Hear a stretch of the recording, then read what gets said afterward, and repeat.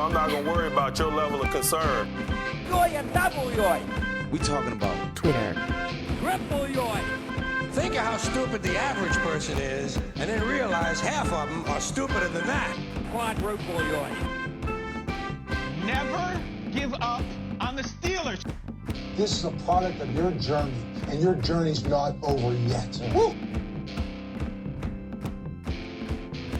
Oh, hold on, one more. Sure. Oh, We're always trying to get 8 pounds in a 5-pound bag. that's not the one. That's not the one. But that's a good one, too. No. We're not urinating on the fire, man. The fire still burns! If you were one of those fans who gave up in week 4 or week 1 even, you know. Or week 8 or week 12 or week 13, week 12. Yes, any of the weeks. The Niners killed us. We're better off tanking. Mm-hmm. What do you say now? Super wild card weekend. It's never been more super. Mm-hmm. This is 18 weeks, and now it's down to 96 hours or so. I don't know. I'm not counting. By the time you listen to this, woo! Woo, indeed. Playoffs are here. Mm-hmm. Despite all the bad takes, they tried. The bandwagon is open now. Mm-hmm. Luckily, we don't have sources, but we've got receipts. It's what Jin's talking about. The conversation about the Steelers' social media conversation, exposing all your hot and toxic takes. I'm Kyle Kreis. With me is Greg Benevent. Hello. Coming up in the second half, I talked to some of the Steeler fans who went to the Nashville game and said, Steeler Nation needs us. Wow. So we'll get to that in the second half. Interesting story there. Mm-hmm. But it's time to believe, right? Yes, You gotta believe. Now is the time. Mm-hmm. Although I still seen people that are like, oh, I saw people who were like, I'm not rooting for the Bills, or if it would have come down to Bills Miami, I saw quote unquote Steeler fans who were like, I'm not going to root against the Bills or something. Like, what? Who cares? You're not a fan then, Right? Luckily, that's so weird. didn't matter. Luckily, it didn't matter. Mm-hmm. Indeed. But I'm here for the believers. There's some bad takes, but let's start with the believers. Hey. Let's get to these takes. Starting with at Devin Jacob Engel. Devin Engel. Steelers wideout George Pickens during Tuesday's media availability. 5 years ago, I flipped my commitment to Georgia because I knew what it takes to win championships. This team has what it takes to win a Super Bowl. Believe that. I mean, September, Super Bowl, but here we are, January, and I'm like, why not? Why not us? Why not us? Absolutely. That's the whole, isn't that the entire point of the playoffs? Just get in. I mean, speaking of Georgia guys, high draft picks from Georgia on this team, didn't Broderick Jones say a very similar thing? They shouldn't have let us kick the door down, because if they do, we're going in, or something even more convoluted than that, and they did. So yes, this is, does that mean they're going to win the Super Bowl? I don't know, but for the rest of this week at least, you can believe and enjoy this, and please do. The door is open. You shouldn't have kicked it open, or whatever. It was even more confusing the way he said it. Let's go to meme of the week at Blitzberg. Hell yes. And we've got Tiger Woods on the left. He's all the playoff teams. Then on the right, John Daly wearing the purple paisleys. What are we? Are we just like give zeros team? I don't know. I mean, I gotta say, I mean, I don't watch that much of the NFL, but I watch enough of it to know that, like, the Buccaneers and maybe the Eagles should also be on John Daly's pants. I mean, those are teams that I mean, you could say, the Steelers kind of stumbled into the playoffs, even though they didn't. But the Bucs and Eagles definitely did. But this is a good attitude to have as somebody that's old enough and remembers what it was like to go into the playoffs with all the pressure in the world. And, oh my God, it's Ben and the Killer Bees, and is the window closing? Here, there's no window because we're just outside and exposed. Never has a 7 seed made it to the Super Bowl, and but never did a 6 seed until we did. Absolutely. And I still remember, I remember being in the Ross Park Mall with my old man at the end of, 2005 in December, and we saw there was a kiosk selling shirts that said 6th seed, and we said, why would you ever want to buy one of those? And I think he spent the rest of his life wishing that he had. I know I'm going to spend the rest of my life wishing I had. You're exactly right. Yeah, where's a 7? We need a 7 seed. I guess I have an old 7 T-shirt that was just a Roethlisberger. Maybe I'll be sporting that. You this can weekend. put the masking tape with the THC next to it. Yes. 7. Okay, how about? Oh, do I have my email open? How about at Steelers_DB Derek? During their 3-game win streak, Steelers offensive ranks 4th in EPA per play, 5th in success rate, 9th in dropback EPA, 11th in dropback success rate, 3rd in rushing EPA. That all sounds great if I knew what EPA meant. Expected plays. I don't know. Yeah, expected pitches above average. It sounds like a baseball stat, but yeah. But, this was the offense that was the worst offense in the history of the NFL. Since 1927, since the invention of the forward pass. Yes. I mean, they are heading into the playoffs with momentum. This is absolutely correct. Sure, you could say, a lot of those defenses were bad, or the Ravens sat 4 of their starters or whatever, and the response to that is, okay. They still have the momentum. That's fine. The offense is still playing better. You'd rather have the offense playing better against anybody versus they just kind of stumbled past some bad ones. I mean, however you win is fine, but these guys are playing with confidence, and the last time you could say that was 2018. Preseason. I don't know, preseason. The perfect preseason. Right. During like the first play or two against the Niners. Yeah. Is this the secret to our success? Let's go to at MP Frazier, Mike Frazier. One of the big differences for the Steelers offense the last 3 weeks that cannot be understated. After 17 drops through the first 14 games, 0 dropped catchable passes since week 16. It's the receivers are coming up to play as much as we talk Mason, but it's also the O-line seems to be gelling, the running backs, the tight ends, and it's everybody. This is one more sign of momentum. This is one more sign of things building. And again, that also includes the 0 drop catchable passes, including in that absolute nightmare weather conditions in Baltimore on Saturday, where the teams, they mutually agreed at the half to switch footballs from the ones that were so waterlogged. I'd never heard of that happening before.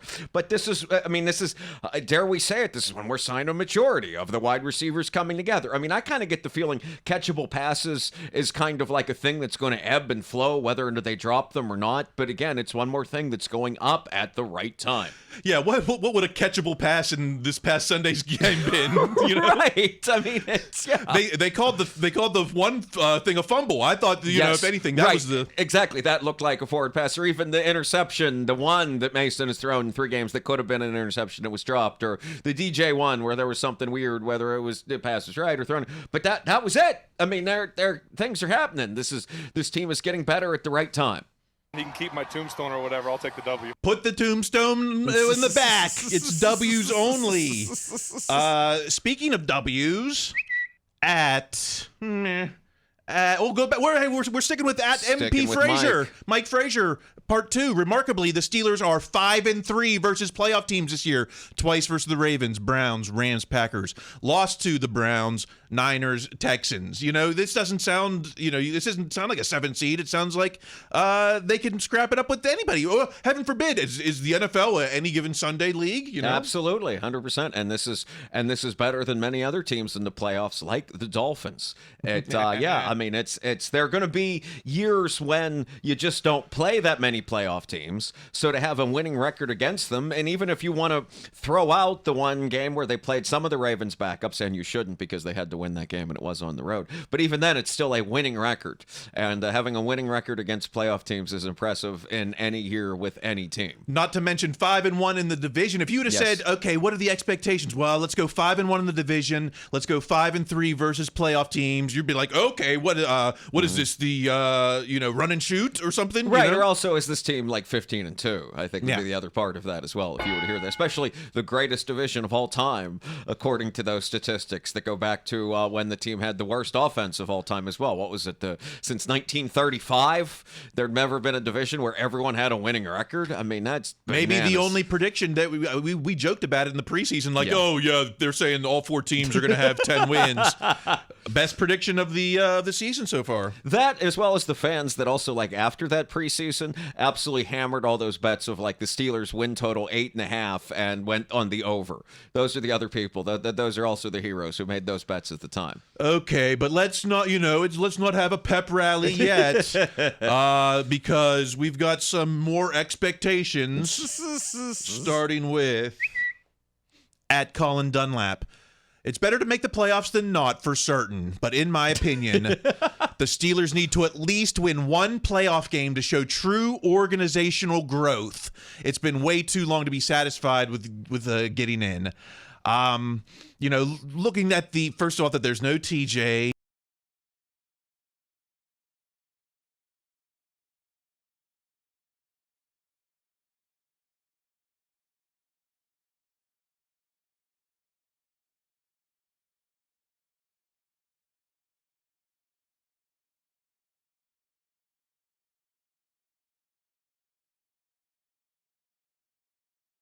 True organizational growth might be if they did find a solution at quarterback and it is Mason Rudolph. Then, if that's the case, then it's impossible to argue they didn't have That's true, yeah. organizational growth because they did find that. I mean, it's honestly. I'm and perhaps I'm being too easy on them here. You're too much of a homer.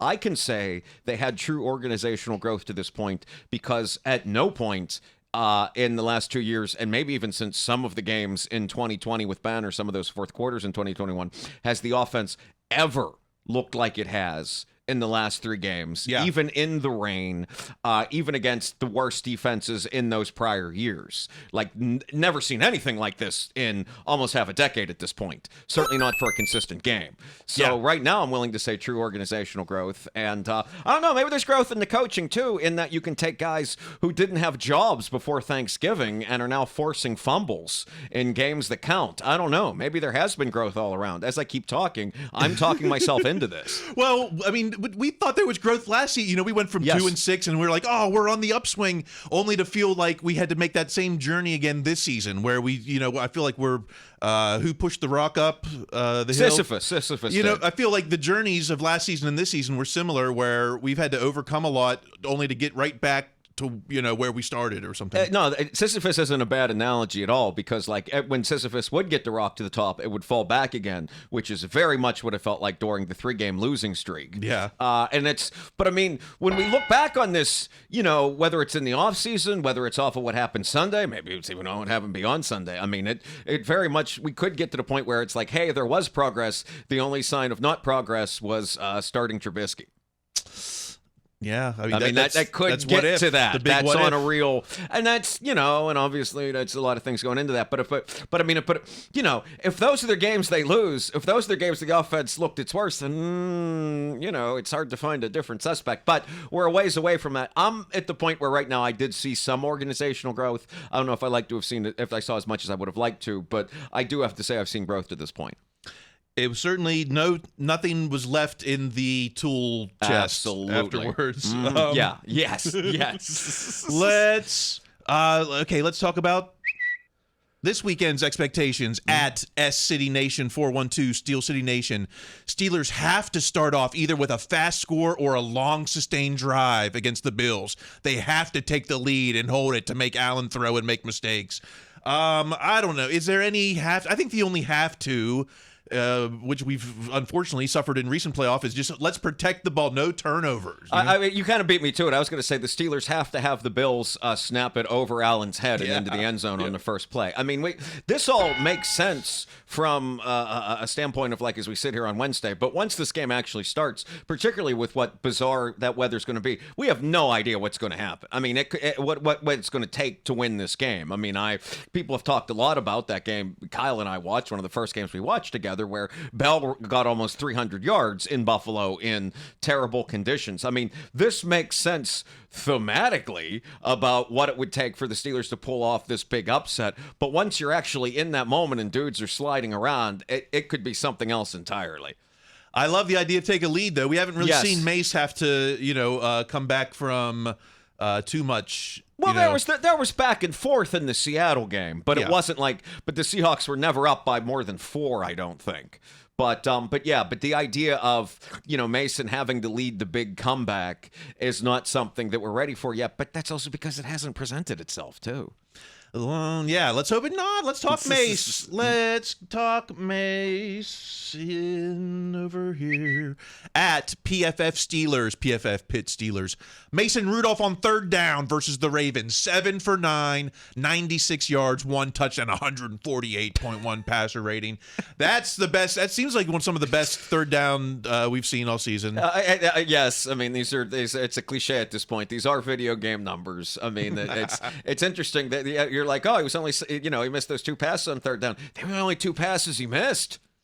Yeah, I mean, he had some, there were some ball security issues. Yeah, it's hard, yes. it's hard when it's coming from the blind side. It's hard the protection, that was, I know of the analysis, I've listened to it. I said the protection was maybe a little rougher upon a second viewing than it had seemed in the first. But by that same token, whether it's by luck or not, just by being a big guy or being a headsy guy, Mason didn't turn the ball over. Even when he jumped on the fumbles, even with that weird, like you talked about, the ball popped up in the air like it came out of a box. But yeah. That's going to be key. You want more video game stats? At NFL on CBS, most 60-yard pass touchdowns this season. Number 1, Tua Tagovailoa, 4. Number 2, Mason Rudolph, 3. In 3 games. If you in 3 games, yeah. If you made the bet on anything like this, if you made any Mason Rudolph prop bet, right? Oh yeah, no. You exactly. You are you can probably text Mason to tell him that you did. I imagine you're fairly close to him if you made any Mason bets. But no, I mean it's extraordinary stuff, and this is what I mean. It's hard. We've been joking about the preseason. We've been talking about the Niners game, but it's hard not to think that in these last 3 weeks, this is kind of what they always thought the offense was going to be. This is what they wanted it to be. This is it at its apex blueprint form. Yeah, we just didn't know we would have, that's like when Voltron swapped out the guy in the pink, I think, for the princess. I don't know. Voltron was just before my time. Okay. The toys were so cool, and I know what it means about coming together and teamwork. But yeah, I remember seeing the toys and thinking like, oh man, I should probably watch this cartoon. I think they recast Voltron to a female in one of the So we just had to recast Mace, and now okay, more Mace love. No, that's even not the worst Mason analogy. Let's go to at Stats Guy Daniel Valente, the only quarterbacks this season who have recorded a passer rating of 112 in 3 straight games. Brock Purdy, MVP candidate. Dak Prescott, MVP candidate. Mason Rudolph, just crazy. Mr. December. Steelers wouldn't even be thinking of the playoffs if it wasn't for Rudolph. Can we put Mace in this category yet? What's the sample size we need? I would hope the minimum is more than 3 games. I don't know if it is. I mean, it's been a long time since I looked at Steeler at league MVP numbers, because it's not like I ever worried about a Steeler getting that in my lifetime. I mean, there's never been a real candidate. Even Ben was, I want to say Ben made the finals a couple times, but I have no idea if that actually happened. I do agree with the Steelers wouldn't have be thinking of the playoffs if it wasn't for Rudolph and what Rudolph's done. I mean, it's just remarkable. I got no words for it. And it's the kind of thing that honestly, until the season ends, however it ends, wherever it ends, it really won't sink in. More Mason hyperbole. Heating up. At City of 6, Allegheny Andy. Believe it or not, Mason Rudolph now leads the NFL in average completion percentage, 76%. Average passer rating, 117. Average QBR, 72.9. Asterisk minimum 50 completions. So if he's on this trajectory for the next 3 games in Super Bowl bound, absolutely, and I don't know the exact numbers, but I can't imagine Mason clears that minimum 50 completions by too much. I imagine that is just over that in the 3 games. Maybe I don't know if it was a minimum 100 completions. I don't think he'd be there. I don't know if he'd be there at 70, but that's not the point. Mason has done everything that's been asked of him when he's on the field. He actually, now that I think about it, he's done everything that was asked of him when he was off the field too. So, I mean, this is, it's a pretty remarkable story just to get to this point. And again, I don't think it's sunk in because we're all so used to being negative. You wanted something even more totally outrageous? Finish him. We're going to, at S City Nation 412, Steel City Nation, who should start Wild Card Weekend? Mason Rudolph, 90%. Can he pick at one? He did the only thing that was impossible. He united all of Steeler Nation. Well, 9 out of 10. Only Mason. I think it was Mr. Spock who said only Nixon could take us to China. Yes, it was, and it was in Star Trek 6, The Undiscovered Country. Why do I know that? But yes, but also too, but that's just how remarkable this poll was. I mean, if you polled Steeler fans and said, "Do you actually like the Steelers and want them to win this game?" I don't know if you get to 90% on that. Yeah, right. Yeah, no, there were people. Yeah, there were people saying, "Do you want to tank for a better pick?" Right. You know, people who said, "Oh, we're better off at 6 and 10." Right, exactly. So if you pulled Steeler fans and said, "Do you want the team to win?" it wouldn't make 90%. Okay, we're going long in this first half, especially because we got to talk to. Because we finally get positive stuff to talk about. That's why we're going long. We can't leave my coach's name out the mouth. Indeed. Okay, hold on, cameras. At David M. Todd. David Todd. This idea that Mike Tomlin would consider walking away from the Steelers is actually even dumber than the idea that he's possibly getting fired. Why this week? Why the week of playoffs after he just did one of his best, one of the toughest coaching situations? Is it his best? I don't know, but why is the conversation now that it's time for him to leave? He's leaving. He's not leaving. He's walking off into the distance like the Incredible Hulk at the end of the show. I mean, it's even more bizarre than him getting fired. I don't agree with all of David Todd's takes. I do tend to agree with this one. I mean, I've heard that there's also been some rumors that this is something Tomlin's camp wanted out there so as to get more money in his next negotiation. That feels a bit ridiculous too, but maybe it's not impossible. My theory, and I have nothing to back this up, but it certainly doesn't seem crazy to me, is that Tomlin was talking to Jay Glazer, maybe over a drink, maybe just sitting there and said, this is exhausting. Some days I wish I could just walk away from this and take a break. And all of a sudden we're talking about this one offhand comment from a very stressed person at the most stressful time for the next 2 weeks. Let's listen to, because the Adam Schefter had Jay Glazer had one of the reports, but then Adam Schefter was the one that they all were talking about on Twitter. Now let's listen to exactly what he says, and it couldn't be less official than anything. Let's take a listen here. And there are some people around the league who believe that Mike Tomlin could decide eventually to take some time off, like Sean Payton did. Maybe take a year off. We'll see if that's something that's on his mind. There are some people around the league who believe that Mike Tomlin could decide eventually to take some time off, like Sean Payton did. Maybe. Didn't Sean Payton? Wasn't he kind of forced to? Was it necessarily voluntary? Right. It wasn't like he was just. Yeah. He said I'm going to chill at the cabin. Also, wasn't there kind of that huge headhunting kind of scandal thing? But it's the last sentence that crushed me, that made me laugh. We'll see if that's something that's on his mind. That is the most vague statement you could say about anything. We'll see if that's something he thought about. Well, that is some in-depth reporting, Gumshoe. Oh, I just can't. I somewhat resent that. Yes. Okay, so that's what everyone's talking about. It's just on the week where the conversation should be about how he brought this team back from injuries and Canada and etc. And he's coaching against his good buddy, someone that came up from the same place. I mean, there's so many other stories about Tomlin, and we're getting this weird one. I don't know. I mean, this is still to get the last vestige of the burning embers of the fired and trade Tomlin cliques. I don't know. It's like people are just always reaching. Well, we didn't have a losing record, so we can't fire him for that. Well, he may want to just quit on his own now, so maybe that Yes. he. You know what? I'll give people this. It's getting close to the age where he's going to be Grandpa Tomlin. Right. When, That's not crazy. Maybe yeah. I could see within 5 years of that, and when that happens, then I bet there's some more credulity. Right. No, that's not a bad point, especially because it's like, well, what's he going to do? Spend more time with his sons? Aren't they both getting out of college soon? Aren't they both in college right now? The one's still the receiver up there at Boston College. Let's get to someone I agree with. At Real Wilt. Will Thomas. A lot of people owe Mike Tomlin an apology. It's not how you start, it's how you finish. And you can tell people project their fears onto him during the middle of their season struggles with the Steelers when they were calling for him to be fired. I'll say one thing.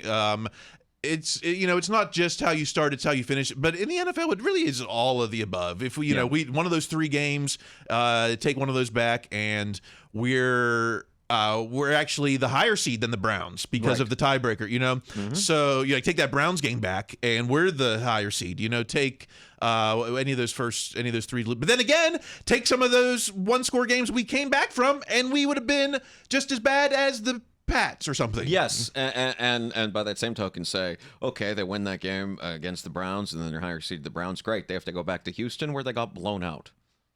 It's Buffalo. Buffalo's a great team, and Buffalo can absolutely win the Super Bowl, but they also haven't seen Buffalo already. They haven't been, frankly, embarrassed by that team. Would it be different in Houston with Mason? Maybe, but I can't say I'd feel any better about going to Houston than I would about going to Buffalo or Kansas City, in all honesty. Yeah, exactly. We don't worry about the Joneses. No, but I'm happier to be against the Bills than Kansas City.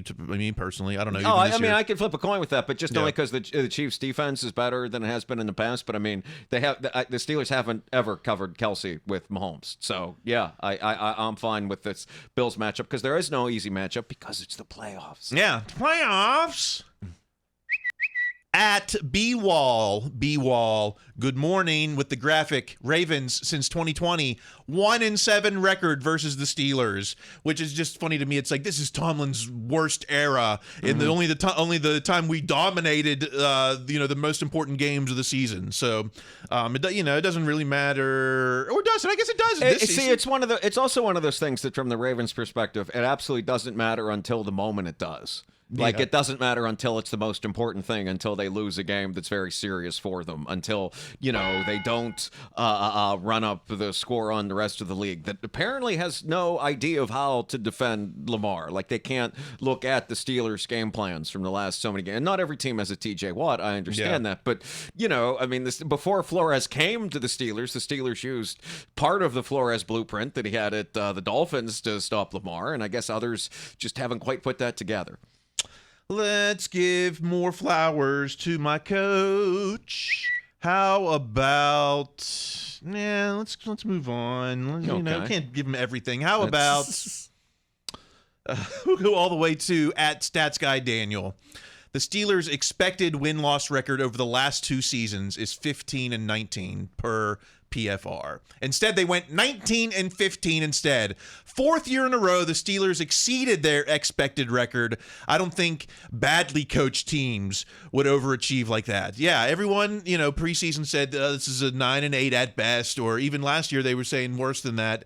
And expectations exceeded. It seemed like the best bet this year would have been putting it on the Steelers on 8.5 wins. Yes, and it was, and a lot of people posted their receipts after the Ravens game and showed how they cashed out. This, by the way, is another one of those tweets. If you want to see people very angry, go search this tweet from Stats Guy Daniel and see a lot of angry, yelling people upset that the Steelers won as many games as they did. This is it's very similar to something I read in The Ringer, which it was a fascinating perspective I hadn't thought of, which was about Tomlin, winning a lot of games, but not winning in the playoffs. And what this person, a national person, put into perspective that I'd never thought about, his take wasn't that Tomlin hasn't had bad quarterback play for the last 34 games or whatever. His theory was he hasn't had it since Ben in 2018. and that is what's led to everything, and that you know, and so that when he put it that way, I was like, oh, okay, I get it. That's a national perspective that makes a lot of sense, and maybe that's what, you know, maybe they're starting to come out of that, and we can turn things around here even more. We've been dependent on fourth quarter so long, we didn't realize that it's been happening. We've just been accustomed to it. You know, it's not just been Kenny who's been struggling. You know, it's been Ben would do the same thing that last year. Otto's second half comebacks. Mm-hmm. So, all right, let's take our break, because coming up in the second half, you know, the Steeler fans who went to the Jags-Titans game to make sure that Steeler Nation was there to let them know that we were going to sneak into the playoffs. Or sneak it. What is it, sneak in? I don't know. We earned it. Whatever. Anyway. Yeah. And anything else? I don't know. And maybe some more notable notes. Oh, maybe the new Here We Go song. I don't know if I'm loving the lyric choice, but, you know, who am I to nitpick about stuff like that? But I'll do it. All right. That's coming up in the second half. Remember the heartbreaks. Remember the tears. Getting it all together takes so many years. Remember the close ones, and there were a few. You never gave up trying, wanting to come through. Well, this is your moment.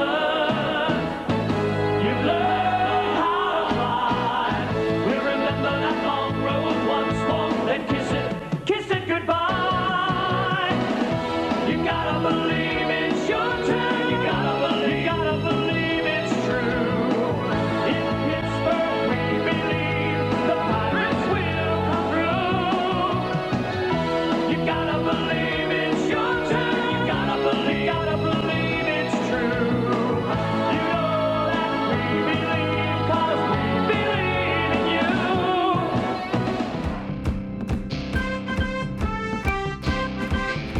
It's the second half of Wild Card Weekend. We didn't have any special celebrity performances for you. Instead, we've got more hot. This is even hot takes. These This is are hot actually takes, yeah. this is actually some of the coolest thing. This was makeup for all the, you know, all the whole season of Blame Canada. You know, Seasons. at Ohio State, Blame Canada. At the Lincoln Memorial, Blame Canada. Finally, some good karma. At Aaron Smith 26, Aaron Smith, never disrespect the Terrible Towel Jaguars. That's right, Myron Cope and the Terrible Towel, undefeated in life.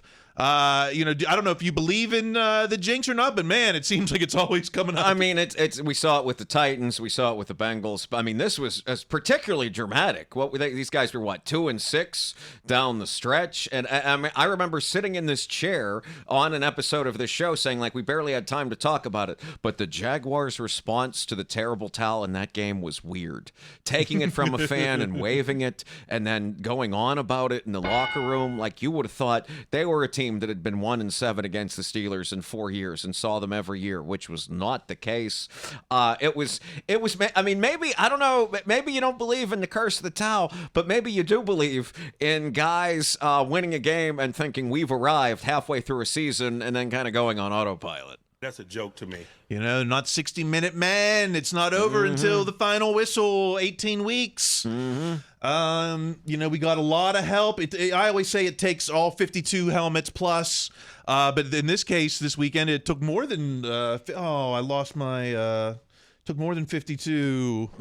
Oh, can I find? There it is. There we go. At Dave Damashek. It takes a village, and we got the picture of Vrabel as a Steeler. His last act as coach is to get the win to put the Steelers in, and then they let him go. That one, they shouldn't have let him go. I mean, that team played so hard for him. I know they had some problems, and two, seeing that picture of Vrabel made me feel unspeakably old. Yeah. I'm sure I was at that game. Like, oh my word. And also, that Steelers turtleneck, really sweet. He's not the only one. At BT Steel Curtain, behind the steel curtain. Thank you for your service, old friend. Terrell Edmonds came up with the big pick yes. For the Titans. You know, people are still saying, "Hey, we would take him back next year." I don't know now after they found 3. After apparently you can just call like any random name in your contact list and they can start as a safety, as we've learned this last year. Also, but I mean, what was amazing about Terrell Edmonds in that game was that's why the Steelers let him go, because KC got more turnovers, and then here's Edmonds in this game just balling out with turnovers. It would take more than just former Steelers. We would need more help digging down at B. Pryor, Brooke Pryor, spotted in the stands at M&T Bank Stadium. It's the lone Steeler fan in a Devlin Hodges jersey. That's hardcore. Not only did the Steeler fan go to the Nashville game in their Devlin Hodges. No, M&T Bank Stadium is Baltimore. Oh, that's Baltimore. That's at the Ravens game in the Inner Harbor. Mm-hmm. But you'll notice the guy, what's great about this picture, everyone surrounding him is wearing his poncho. This man's Duck Hodges jersey is all the protection he needs. Yeah, all right. Well, I was stupid about that. No. It's still remarkable. Look, if you're going anywhere in a Duck Hodges jersey, that's pretty amazing. You're going into the Ravens stadium with it in a downpour and not wearing any kind of head covering. That's as close you're going to get to being an actual Duck. I once wore a William Gay jersey into Jets Stadium, and I got a lot of comments that day. So, but I represent. Yes, you do. Well, this one was definitely in Nashville at IGUA 9, Jim Goodrich. I swear I saw a Lambert jersey in the crowd, so it wasn't just young Duck fans. It was OGs in the Nashville area. Absolutely. And if I had nothing else to do, I'm in Nashville. It's Sunday. It seemed like a nice enough day. It didn't seem too cold. I imagine tickets were pretty cheap. Folks were looking to sell them. Why not? I mean, you don't know if that's the last time you get to root for the Steelers that year at that point. So, yeah. Well, we've got 2 of those Steeler fans who went viral. Wow. From the Steelin' with the Boys podcast. Jawan Williams, Trey Campbell, welcome to What Yin's Talking About. Thanks for having us, man. I'm excited to be here. It was a crazy weekend. It was Jawan's birthday too, so Jawan could tell you. This is my actually my birthday weekend. I had my birthday on Saturday, so this is like the best weekend ever, for real. For real. No, wow, birthday. So let me start. When did you decide you were going to go to the Titans-Jags game? So we we've been talking about it all week, and we decided it was like, if we're up at the 2-minute warning, we're going to get the tickets. And so I just went on ahead and get it, because as soon as like the game kept going along, the tickets got higher. So I was like, I'm just going to go ahead and get them right now. And it was actually in the Jags section, so that's a plus. That's right. We were right behind the Jags in section 115, probably about 10 rows up. And man, it was an experience. And when we were in our group chat, and Jawan was like, "Yeah, I'm getting the tickets and we're going." I was like, "We're all in. We were all in on that." Was it hard to get tickets? You said that prices kept going up. Was it, how hard was it to find tickets? Actually, it wasn't that hard. Actually, the tickets was, it's crazy to say, but the tickets was as low as $9. What? For the upper section, yeah. For the upper section. It was low as $9. So, I don't know. I've never heard of, like, tickets being that low, but I guess since you really don't have nothing to play for, then. Right. Titans fans, it actually was crazy to see. Like, there was a lot more Jags fans than I anticipated, and a lot less Titans fans than I anticipated as well. So it was one of those things where it was like they probably had to just sell tickets. They were just throwing them up there. And it's crazy because, like, on third downs, you'll see, like, the terrible towels everywhere, and it was crazy to see, for real. How many Steeler fans do you think you saw there? Well, was it noticeable? You said, you could notice it on third down, so obviously it was noticeable. Yeah, you can notice it on third down. I mean, you would see the terrible towels. I would say, I don't know, upwards of probably 50 from what we could just see, like seeing the lower sections, not really looking too much. But I mean, there were Steelers fans everywhere. It was kind of insane to see, especially we met 3 of them. Yeah, we met 3 of them. Actually, a guy we met, his mom and dad was on the first ones that was on the TV. Oh yeah.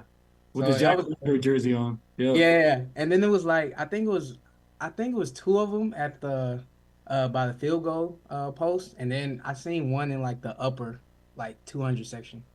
Yeah. What what was the reaction from the people sitting around you? Were they like, "What, Steelers fans here?" Like, what was it, that kind of reaction, or were just people embracing that you were rooting against the Jags? I think majority of the people were definitely with us. I mean, the Titans fans were happy to see us.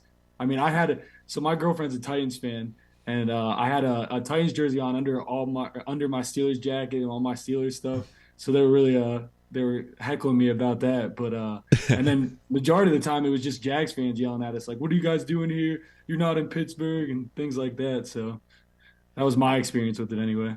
They was actually shocked. So when I first got there, well, besides that, let's start with this. I went to the Jags Steelers game in Pittsburgh.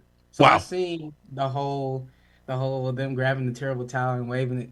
So I already was thinking revenge. So when I first got there, I went straight to the bottom level, and I have a video of it. I went straight to the bottom level, and I was just talking mess straight to them, and everybody around us was like shocked. They was like, "What are y'all doing here?"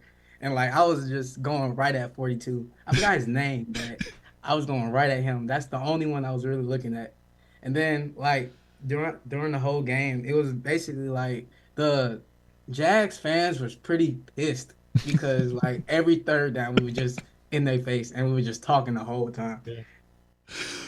What is Nashville a Steelers town? Some of these like LA has good Steelers bars. I know New York does. Is Nashville kind of like that when it comes to Steelers fans? Now, I would say Nashville. I mean, I've been here for 2.5 years now, but Nashville. I mean, it's kind of close to, not far from Pittsburgh. So before Nashville had a team and things like that, I feel like a lot of people gravitated towards the Steelers. So I feel like there's a big Steelers fan presence down here, and I mean, I'm trying to think of like all the Steelers bars there are, but there's a good amount of Steelers bars around. Winners is really the only one, and we never go there because we're winless there. We're winless there, so we stopped going there. Stop going. How did you find out that you were starting to go viral, that the CBS cameras had picked up on you? Were you aware of that when that was going on? The funny story about that, I think we all got like probably 50 texts like right in a row. A bunch of my friends were calling me. I couldn't answer all the calls. Then they were sending us videos of it, and I'm like, wow, we were really just on TV for, swinging the terrible towel and getting that going. But yeah, Joanne, I don't know if you have a story about it too, but they were just calling. Our phones were going off. I just thought it was just gonna be like a one-time thing because once Trey said like we saw the dude's mom and dad first on TV, and then they showed us. So I'm like, oh, we on TV. But I heard they were showing us multiple times, so I was like, oh, so like we were really getting recognition. And then once I just saw like every Stiller page. And then CBS Sports posted us, and then I seen us on NBC. So I was like, "Oh, that's crazy." Yeah, we were on like the NFL final game day final or whatever too, and everything like that. So it was really cool to see. And we have a couple of tweets right now with our Stealing with the Boys Twitter and from my personal page that are going pretty viral right now. I know one of mine has 100 and some K views. Wow! And a bunch of retweets and likes, so that was really cool to see. Yeah, I think the most on mine is I think I'm at 8K right now. Nice. What I loved about it is because all season some of the narrative is that you've seen these like fire candidate chants from Ohio State or from different places, and I think you kind of counterbalanced that. You brought back the energy by like being a positive Steeler force out of town like that. Right, yeah. And that was another crazy thing, like another crazy time. Like they're chanting that at games that I would never expected it to be chanted at. It was like you said, Ohio State. They were doing it on every single time Pat McAfee was on the TV or things like that. And then even like hockey games, like random hockey games, they were chanted. So that was kind of a wild time, to be a Steelers fan. And then trying to bring some positivity back in. We're on a roll. We got to keep it going, but. Let's talk about your podcast, Stealing with the Boys.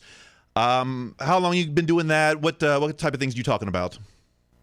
I can start, Juan, if you want. Okay. Yeah, that's cool. So we started Probably we were in a group chat, our whole friendship, us three.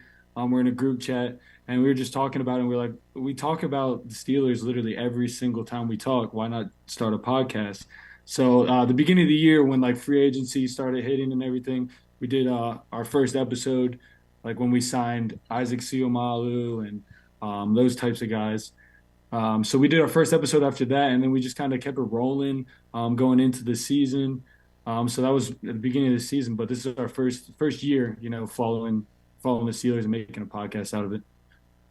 We actually should talk about like all the way back. Like we actually met the Nashville Steelers fan club on Facebook. So we met there, and then I seen that they have like meetups at Winners and Losers. I think that's what the bar is called. So I met them there, and ever since then we started like how Trey said, we talk about Steelers all the time. We're diehard Steelers fans. We might as well start a podcast. So that's what we did, and ever since then we been on the grind with it. That's awesome. You can follow them at SWTB podcast, Stealing with the Boys podcast. Juwan, happy birthday. Trey, thanks so much for taking the time. It was your energy that took us over the top. In my, I'm not one to believe in, jinxes or good luck charms, but I think you guys helped us take it over the top. Man, I believe in the terrible towel curse, and as soon as they did that, and I knew it would come back and bite them some way, somehow, and it just happened to be in Nashville, week 18. Some consider us heroes, so I'm glad we saved the day. I'm one of them. I salute you. Thanks for taking the time to hang out with me. Maybe we'll see you. Hey, maybe the journey's not over yet. Maybe we'll cross paths again before the end of the year. That's right. I hope so, man. Go Steelers, and thanks for having us on. I really appreciate that, and thanks for shouting us out and all those things. Really appreciate that as well. Yeah, thank you for everything.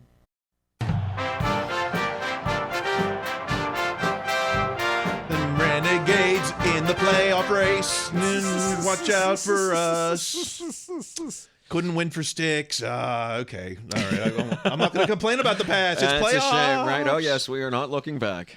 All right. Some odds and ends. I found this interesting. Mm-hmm. At PGH Steelers Now. Tony Dungy shares that Mike Tomlin said he moved on from Matt Canada because Canada couldn't even be himself. The quote was, "I needed to do it because everyone was feeling the crush of it. Matt Canada couldn't even be himself." What exactly does that mean? Does that mean on the field? Does that mean off the field? I could imagine off the field he's probably, avoiding going to the gas station like Cowher used to do and stuff like that. Is that what he means, or is it just talking about the playbook? I mean, it's hard not to think of that comment as just all-encompassing, as including both. I mean, certainly you'd want to avoid being out there. But then again, in public, it's even if you're the most vociferous Steelers fan, like if you're just looking at somebody for 10 seconds, it might be hard to tell if they were Matt Canada. I'm not sure he's out there wearing the big straw brim hat at the golf station. But I can certainly see it on the field where if you really do think that you're in danger of being fired or you're hearing and everything just seems like it's coming down on you, it all seems so bad. I can really see that influencing your play calling. I'm not sure that was the case, but I can think that might have happened. So yeah, and Tomlin, who's been around enough people in high pressure situations over the course of the last decade plus, he probably saw both of it, and this makes a lot of sense. If Matt had to leave the booth to the field, he never did that. Then, I don't know. I guess that's speculating, and we can't speculate. Yeah, speculate. Some regulating there, but interesting. I hope there's more to it. To learn more, I'm curious. This was a surprise to me. Yes. At PFF Steelers, PFF Pitt Steelers. Isaac Seomalu did not allow a sack all season on 551 pass blocking snaps. Wow. I would have said the narrative this season was poor O-line play, but I guess the unsqueaky wheel doesn't need grease or something. Yeah, and I almost wonder if, since all the narratives have to be recontextualized in the course of the last 3 weeks, I wonder if it maybe becomes inconsistent O-line play, because obviously Seumalo was tremendous in pass blocking, and yet, Broderick Jones, we've heard, is the exact opposite. As a rookie, great at run blocking, and his pass blocking is still an adventure. Or even just, just looking at the Ravens game, Dan Moore really struggled with whatever's left of Kyle Van Noy, and, so that related, got to Mason getting hit a lot, but that's not on Seumalo, but you think, oh, geez, the offensive line didn't play so great. Well, Seumalo did. Everybody else gets a little tight. Yeah, he's the veteran. He's been there. We'll see what happens this. This game, because Dan Moore first time in a no, that's not true. He was in the Chiefs game. Yeah, I think he was in the Chiefs game. Okay, so take back everything I said for the last 3 years. This, I don't know. This was just me, maybe. At Yin Central, Michael. I've seen guys carted off the field all season. To see TJ walking by himself is a major relief. To me, I was like, even if we don't know how severe that injury is, why are we making him do this 300-yard, thing for the cameras? He's looking tough and all that. But, I'm glad that's the best case scenario. But, if that would have been the worst case scenario and he would have been out for 12 months, then why is he up there walking? That was a big question mark to me. And you and I commented on that at the time watching it. Why is he, and why is wherever it is he has to go so far from where the field was at M&T Bank Stadium? What I thought of, I remember being at the game, the last game before the playoffs around the Super Bowl 43, where Ben did go down and did get carted off, and then of course came out and was fine and beat the Chargers on the way to the Super Bowl. But just because there was any injury, potential injury to his foot, they put him on the cart and immobilized it so as not to make it worse. Whereas we did none of that in far, far worse conditions for TJ. Yeah. It is a pebble in my shoe. I know, but these pebbles have been getting bigger. And if there had been an actual pebble in his shoe, the injury could have been worse. Yeah. How about this little fun fact? At Ian Whetstone. With the NFL regular season over, I can update my annual list of the 25 highest earning Steelers in their career. Cam Hayward moves into number 2. Only the second Steeler to make $100 million. Wow. TJ Watt jumps to 3. New additions are Minka at 16, Deontay Johnson at 22. Wow. And we've got the top 25 here. You know what is fascinating to me is that Chris Boswell has now made more in his career, $31.8 million, than Jerome Bettis. Wow. $30.5 million. What else is interesting on here? The people who have done it in the fewest years. Deontay, in only 5 years, is now a top 25 earner. It just shows how the money changes, how, inflation and the value of the dollar. It's hard for me not to immediately look to, Kiesel, the 7th-round pick, and James Harrison, the undrafted player, to see them make such extraordinary money doing this. But yeah, it's okay. It's not until AB you get to a non-first-round pick, and then the next one after that is Tuitt, and then Hines. So of the top 12, that's 9 first-round picks, if not 10. That shows how important those are. Right. You can see why Joey Porter is mad he's 32 and not 31 or whatever. Right. But Deontay, don't be surprised if he gets another contract. Yeah, it's one thing we knew Deontay was a possession receiver. I'm not sure we knew he could outrun dudes for 80 yards in the rain. Yeah, good point, right? Where was that rain? Although it was the worst conditions ever until he had to sprint to the end zone. Right. Anything else about this list? I guess not. All right, let's move on to... let's do the final word to at Matthew Luciao 92. Matthew no idea how to Luciao. say that guy's name. Roger Wood's newest version of the Here We Go song is here. It's the 2023 version. But is there controversy? For the first time ever, no QB in the lyrics. It's like I know you just put this together this week, Roger. And I appreciate the work ethic. I got to say, any criticism comes down to that. I guess I never realized it was just one guy doing this since, 1980, whatever? He was definitely doing this in the 90s. 95, I believe. Okay. So we're coming up on 20 years of this guy doing it. And I imagine it was a lot harder to record this in 1995 than it is today. Oh, yeah, 95, he probably had to rent out a recording studio. Right. Now he's just plugging in an app to his iPhone. Yes, exactly. That's right. Which is so it's I'm glad this got easier for him. But while it could be, a controversy that he didn't mention the quarterbacks, I feel like by doing this, he actually made there be less controversy than if he had. Well, here's the new version, the QB missing lyrics to the new Here We Go song. Here we go. Coach Tomlin is ready to win. Here we go. With Johnson, Fryer, Luth, and Jalen Warren. Here we go. We'll go to Najee when we need a touchdown. Okay. It's okay. It's not horrible. Well, there's also 11 guys in the offense. I could see it being a struggle to find something that rhymes with Fryermuth or Siamalu. So, I'm always willing to give someone the benefit of the doubt, considering they probably did this, right after the Titans game. When did he start this? Sunday at 5?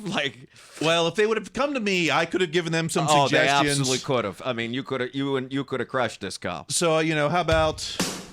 I thought I'd give it a shot here. Please. How about Coach Tomlin runs the machine with Mason Pickens, DJ, and Najee. We'll go to Warren when we need a touchdown. Right? That gets Pickens in too. Pickens is missing from. No, you made the whole thing work, and most importantly, you used his backing vocals, so I did not have to contribute my voice. These are the important things. It's like these are the things that matter to me. All right. No, but that's great. This is. I think we all thought this. Longtime Steeler fans, as soon as that Titans game went final, thinking about, well, what is the new Here We Go song going to be like? I kind of forgot about it actually. But I'm glad that the tradition lives. Yes. All right. I think that's what we've been talking about. That's what we've been talking about. It is. All right. Big thanks to the guys from the Steelin' with the Boys podcast. Absolutely. Go check them out. And they're obviously able to afford tickets to the NFL games. So I got one on me. Tune into Blank Slate on Game Show Network. I don't know what my date is yet, but it's got to be coming soon. That's awesome. It's daily on Game Show Network, so watch Blank Slate. I think it's 6 p.m. Eastern. Otherwise, you can find me on TikTok at Kyle Kreis. Greg, how about yourself? You can find me on Instagram. Hopefully, by then, they'll have released a new Steelers playoff shirt. This was the one from the Kansas City game, and I bought it because I find these words are in the wrong order. But you can find me on Instagram at Greg Benevent, Greg, B as in boy, ENE, V as in victory, ENT. Lights playoffs action. Right. The action comes later. Right. I guess. That's part of the reason I bought this shirt. I thought there'd be a goofy playoff shirt this year, and there hasn't been one. And it's Wednesday, so there's probably not going to be one. No, you should have bought the Drake, the $70 Drake shirt, I guess, if you wanted to play. Who is in the playoffs? Yes. Who day? All right. Until next week when we're heading to Baltimore. Keep listening to your coach. Be their best selves. That's going to be required. Stay in school.